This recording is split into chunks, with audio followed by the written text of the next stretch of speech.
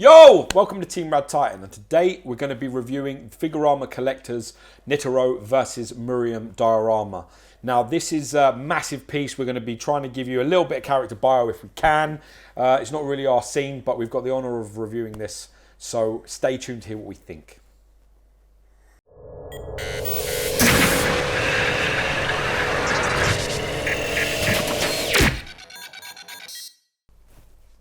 Hey everyone, we're back. As Gio was saying, we are going to be reviewing this monster of a piece. This is a Hunter x Hunter written on paper, but it's actually pronounced Hunter Hunter. I got butchered by saying... Yeah, Yoshimitsu came after him. I said Hunter x Hunter a few times, and I got a lot of stick from the anime guys. So yeah, Hunter Hunter. This piece is 1/6 scale, but this is bigger than most, if not all, quarter scale pieces. This is an absolute monster of a piece. They must be quite big then as well, because even the figures that are on there look fairly decent sized. Probably a little bit bigger than what you would say you think 1/6. It must be quite big. I don't know, again, because you're probably comparing it to Bowen, which is 1/7. Maybe. So that might be the case as well. So what we're going to do is we're going to go through this. This has an edition size of 800. This portrays the epic fight which goes on, which is between, I believe, episode 122 to 126, according to Wikipedia. It's a long fight.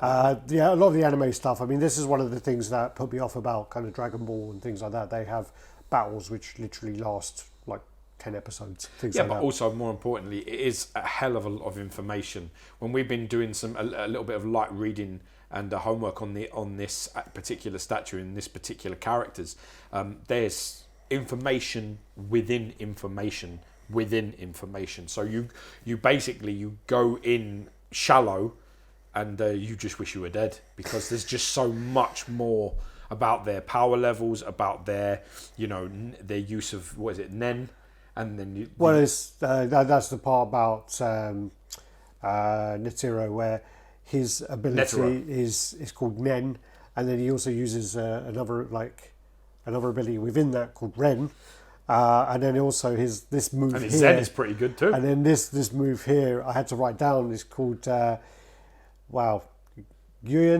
Bod Hiskvika. Why does your sound Dutch? Yeah. Or German? It sounds I'm like pretty German. sure it wouldn't What sound have like you that. No. That's a right one. Gunyin. No, Bushitsvat. Yeah, no way. No. Yeah, so no. basically, yeah. I mean, I had to write that down because to try and remember how. Again, we butcher names left, right, and So centre. what I do know, to give Alex a break for a minute, because I just really wanted to throw him under the bus a little bit there. I do know that Netero is the human and like crazy powerful. I think he's about like 136 years old or some nonsense like that. And apparently when he was born an old man. No, they didn't say that, you idiot. Yeah, it was. No, they didn't say Yeah, well, that. they did. Yeah. No, Yeah. I thought they said that when the other guy was born, No. when he was born, he was an old man. No. So like when this guy was born, that guy was still an old man, so he must be at least 130. That's what they said on the video. Oh, is that what it said? Yes. Start that again. Yeah. I heard that because I heard the way he said it did sound like It that. did sound like that, didn't it? No. He said that he's they don't know his exact age, but when one of them was born, he was an old man then, and he's now 67, so he must be over 120, 130 years old, is what he said. Yeah. That makes a bit more sense. I was thinking he was like Benjamin Button and came out like an old man. And then also the Meruem is like he's called the Ant King. So he was born. I think his mother was the Chimera Queen. Yeah. And again, then the details on here. He got like a stinger on his tail and all this thing. But anyway, when he was born, he was they tried to give birth to the perfect ant soldier and king ruler. So he was born incredibly arrogant, and apparently he's cannibalistic as well, or he was. He used to kill ant soldiers who are all bigger than him and eat them if they were disrespectful. He doesn't like to repeat himself, so he will never say the same thing twice. So if he says something once, you didn't hear him, you're shit out of luck, because you're probably going to irritate him if you try and do that. He didn't have any respect for humans, he saw them purely as a food source. But then he met like a girl. I can't remember her name off the top of my head now. But he met this girl, and he started to care for her. So I don't know if it is a more of a love sort of story, but he started to like be affectionate and care for this particular girl, and it changed his opinion on humans altogether. And he got to the stage where he started seeing them as beings with unbelievable potential and not just a food source. So it changed his whole outlook on things. It changed him for the better. And during this fight, Netero basically is the first time that he's put fear into Meruem by, in the fight, because he's never been afraid. Wait a minute. That's when he uses Ren, he creates the fear. Yeah. He's never felt fear. Meruem's never felt fear up until that moment. And he respects Netero a hell of a lot and sees him as a human that has gone beyond the realms of his potential and as truly something special. So the only thing I've got on here as well, which we haven't covered, is that spoiler alert: Netero loses. Netero loses. Yeah. I actually did write all that down. I'm not even joking. Yeah. Yeah. Do you know what it is? It's something that, when you do a review, we can talk about statues and we can talk about these things all day long, but this is a whole different level of subculture that you just don't know. You have to get into it, and even if you were to watch like 10 episodes or read a couple of books, you probably ain't even close. There are people out there that would know this shit back to front, wrong way round, upside down, everything about everything, and it's a lot of information. If you think Marvel and comics is complicated, then stay away from this, because this is on a different level completely. Well, that's the thing is, with a lot of this anime stuff, this is a couple of 100 episodes, and they run over a long period of time, and people, especially like... Dude, this first started in 98. Well, that's the thing. And it's been off and on over the last, nearly 30 years. When you have stuff as well, like One Piece, that's thousands of episodes. Yeah. So the thing is, there's a lot of people who've grown up with that as well. Yeah. So you have that kind of element of it. What we do now, we were trying to cover it, but I don't think we did a very good job.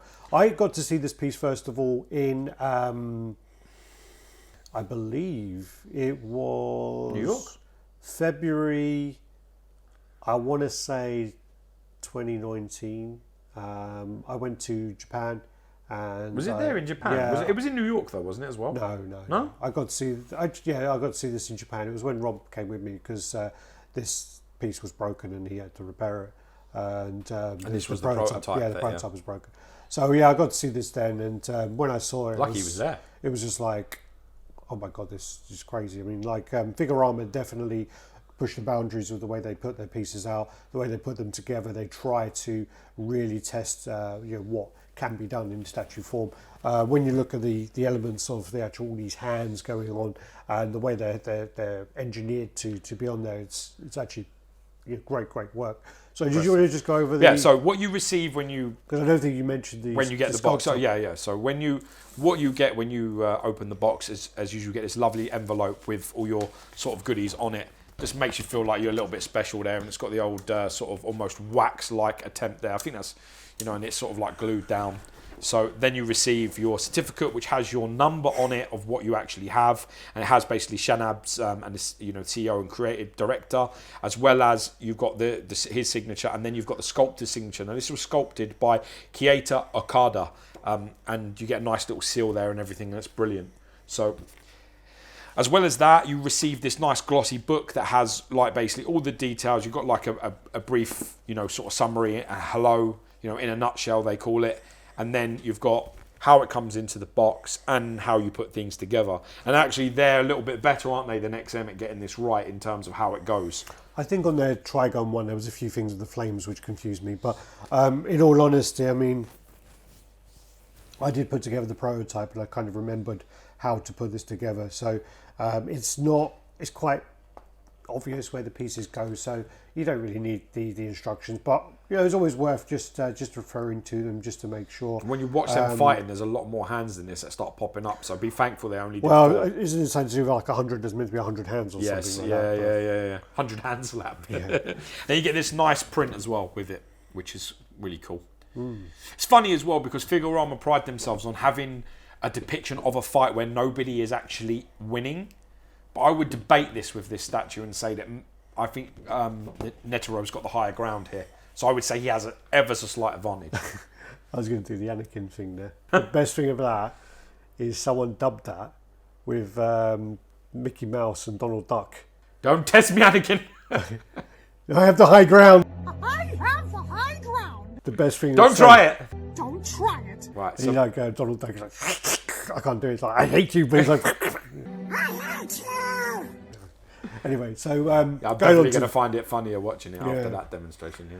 Going on to the statue, I mean, you've got the base here, so you've got all these details going around here, loads of intricate details here, all the symbols as you go around, they're all different. So you've got like a JU looking one here, triangle, and as you go around, they're all different kind of little crest things there.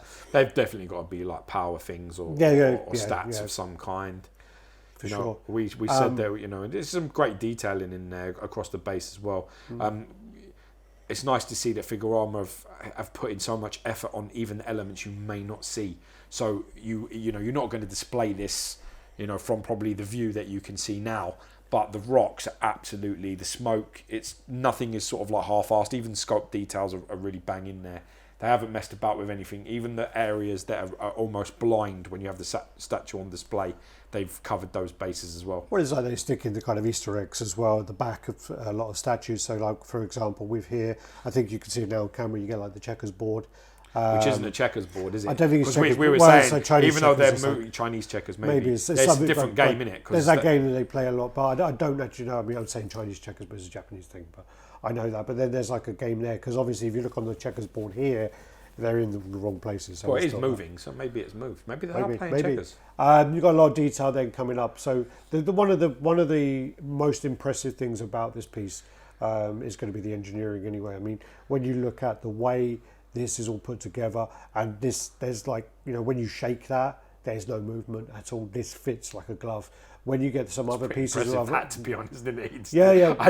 Honestly, I was touching cloth when you started. Well, no, I moved it around quite a lot. So I mean, I moved it from here to the other and back again. So all these hands are really they're snug. I think this one it's heavy as well because I can hear that struggling. I can hear that going. Just turning it around. So you go into also as well the other side of it, going on about the engineering as well, is the Meruem character as well. The way he's leaning forward is very, very impressive. And again, it's solid. It's solid. He ain't moving. You shake it, they ain't moving at all. And with other companies, again, you would get like a move back and forward, and it fits perfectly. And there's only one point of contact. But how have they done that? It's done really, really well. It's got to be rods in it. It's rods, but the thing is, it's just so snug, and the way it's done is great. It's always interesting for me. It does make you feel like that, though, doesn't it? That how comic or other characters that they do dioramas, they really need to learn from how the anime guys do it. Because they're nowhere near as good in terms of how things go together and how dynamic they can make them and how secure. There's nothing like it. They really are. They're the leaders in that way, which is interesting. Yeah. Because they should be learning these type of engineering skills. Oh, for sure. And then I mean, like you got the hands coming out here, which is like a gilded kind of gold leaf look of them, and then they're actually clear resin, which has been painted over, so the tips on them are kind of clear to kind of represent the movement on there. The hand here at the front is absolutely huge. It's the same size as my hand, pretty much. And then the forearm of it is like that big. Like he's using fat grips. He's using that's quite thick. Huge piece. And the paint on this is super clean.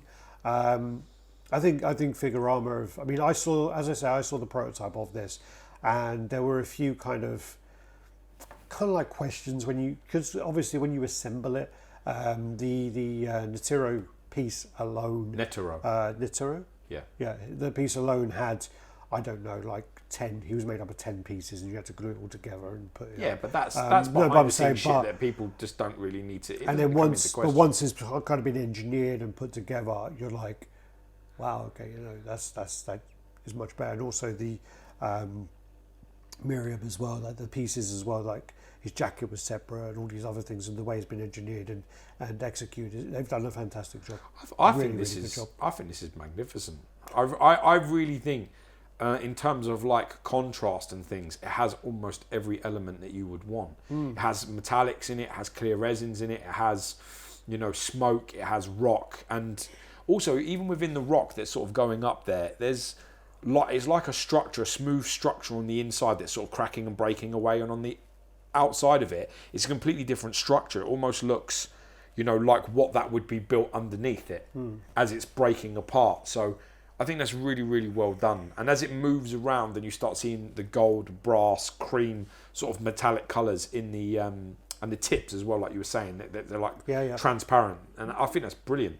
Also, I mean, when you go into the actual characters as well, the paints and the shades on the characters, the anatomy on Meruem looks fantastic. Yeah, you're definitely getting that sort of armoured, sort of ant-like insect sort of look, which is fun. It's great. And then you go into the Meruem, and as well, they've done a great way of kind of, because again, this is like from a manga and a 2D anime. So to turn that then into a 3D statue is really hard. Yeah, and they've done a fantastic job to translate that into a statue form. I think they've done a great job. This does come with one switch out, and it's basically another portrait. So you have the other head for Netero. Is it Netero? Netero. And basically he's got one with his eyes closed, so he looks like pretty zen. He's summoning that power. Pretty chilled doing that. Yeah, and then you've got the one with his eyes open. So... and they're sort of like locked. Their eyes are locked. Yeah, their eyes are locked. So yeah, it's very similar, but just the eyes open, eyes closed kind of look. Switch it over. Yeah, different you want to do on camera, because I know it's not hard. I'm a clown. It's actually really easy to switch out. So there you go. But I mean, yeah, I really think that the Meruem's armor and sort of body type is really cool. And there's lots of metallic paints running through him on the purple and on the sort of trouser, the thighs and stuff. And that breaks it up a little bit, because underneath there you've got the sort of normal coloured paints, so you've got a great deal of contrast colour-wise. Nice purple as well. Yeah, and it's the same with Netero. His skin is like pitted. You can see sort of like he's got that sort of more elderly skin sort of type, body type, but he's bulk and he's in shape. He's like muscular and deceptively built, you know, which is pretty cool. You know, the anatomy on his thighs and on his calves and stuff, forearms, is really well done. You definitely get the impression he looks after himself, that's for sure. Oh, yeah. At 136 years old. Oh, you want me to do it, All right. Yeah, so, dirty mutt, yeah. Yeah, dirty. Yeah, so what we do then is you are going to need a lot of space to... This is a centerpiece, man. And what I don't understand, them boys in Japan and in Asian shit, they're not so much Japan, but... Yeah, but they're like... Some of them... massive places. Some have got massive and others are like not so big. Depends on which city you live. I mean, it's the same as... You're going to follow that round there.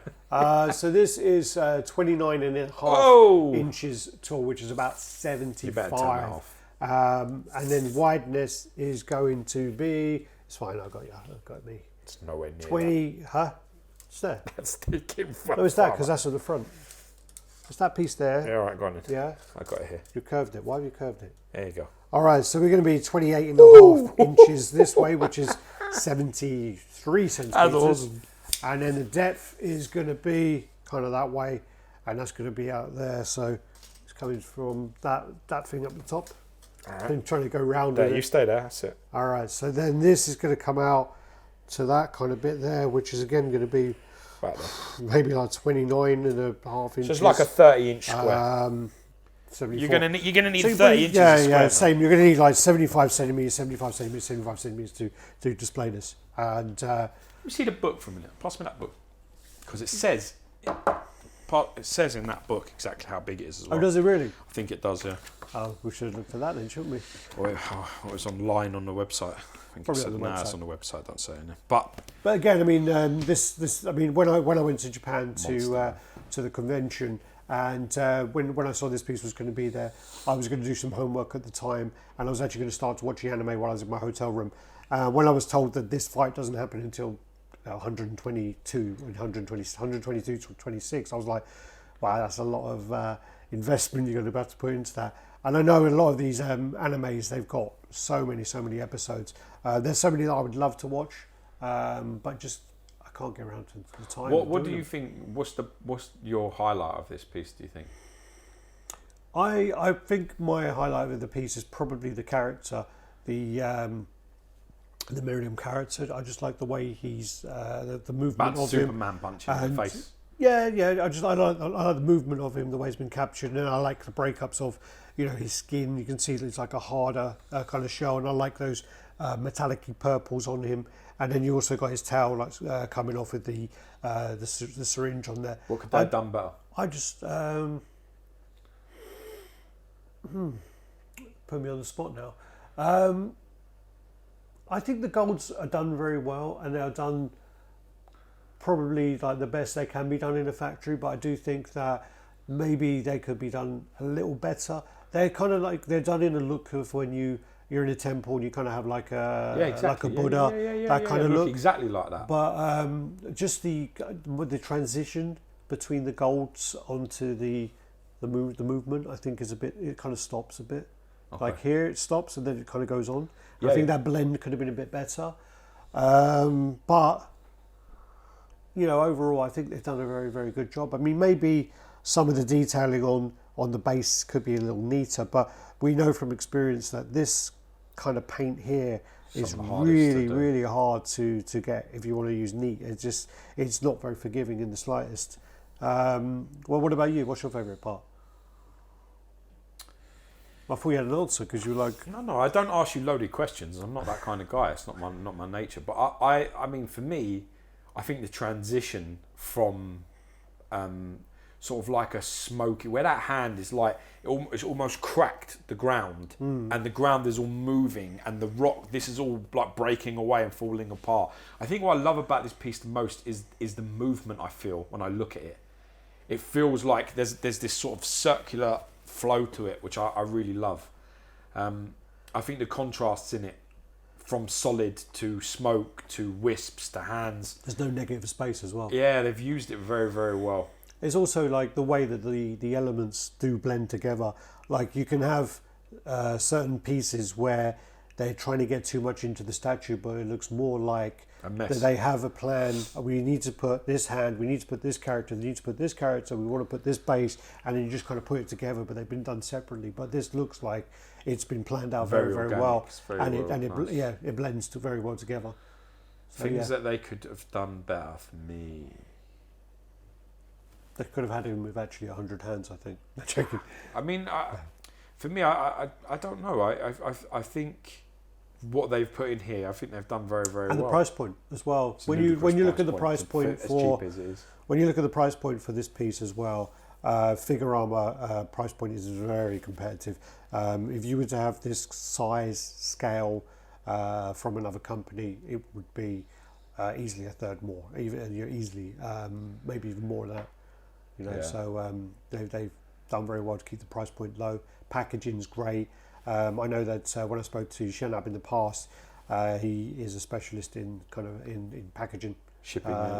So he's up there. This arrived safe. I had my delivery driver roll this down the street like that, like he was in the CrossFit gym flipping a tire. And I went out there and I was not happy in the slightest. That's an understatement. But he flipped it all the way down the road. You literally hear like where he's like going like that. Yeah. And not a scratch on the statue. Not a scratch on it. Unbelievable, really. Yeah. Not much. Especially all these little bits like that. All these spits. All these edges, man. Yeah. Spiked edges. There's about 50 edges on this, maybe more. More. It's crazy. So what we do then is it's a masterpiece. It's a very. I mean, I'm always really impressed. It's quite nice as well because I don't have any attachment to any of the characters or even the subject matter, so I can just enjoy it for what it is. Yeah. I think that's important sometimes as well because what you can have. You can be forgiving if you love what you're looking at. I don't love what I'm looking at, so if it was shit, I'd be like, it's no good. But that's the thing is, if you don't have no attachment to the source material, then if it doesn't work and the composition's off, balance off, engineering's poor, characters, you would but definitely if it's the only one of this on the market and you're a huge fan, you're going to be like, well, it's the only one and this is the best out there. There is that. I think that's an important point. Rustling my mic. Yeah, I think it's an important point. So what we'll do then is we'll finish up there. Thanks, guys, and you can do the end part now. Yeah, let us know. All right, actually, but let us know what you think about it. I mean, that's what's more important as well. What you like and what you don't like. We always like to converse with you lot. So, you know, thanks for joining us. Like, comment, and subscribe. Share this with everyone you know. Keep things locked to Rad Titan. We've got lots going on. We've got loads of videos to edit. We're sharing a lot of stuff. You know, if you've got a room tour, or you've got, you know, some pieces that you want to share with a grander audience, we're happy to promote you and help you and share your stuff as well. You know, it would be an honour. If you're not joined us on Facebook, radtitanstatuecollecting.com. If you're not on Instagram, it's rad_titan, and you can get through to either of us, you know, pretty much anywhere you want. I handle all the YouTube stuff and the Instagram stuff. Alex takes care of all the edits and everything else. So, you know, mad love. Thanks for your support. God bless. Stay safe. Peace out. Alrighty. Yeah, good. Good enough. Yeah. Maybe. Yo, welcome to Team Rad Titan, and today we're going to be reviewing Figurama Collectors. This is Hunter x Hunter. This is Netero. Hunter. It says X on it. Trust me, they get anime guys who would lynch you. Okay. They would lynch you. I said it a couple of times in Japan. I had the what's it, Yakuza after me. Yeah. Yakuza, that's it. Yeah. I was gonna say, so you can't even fuck that up. Yeah. Double off. I don't know who I thought it was. I thought it was that Tekken fucking dude was after you. Yoshimitsu. Yeah. No. Yeah. You fucked that up, didn't you?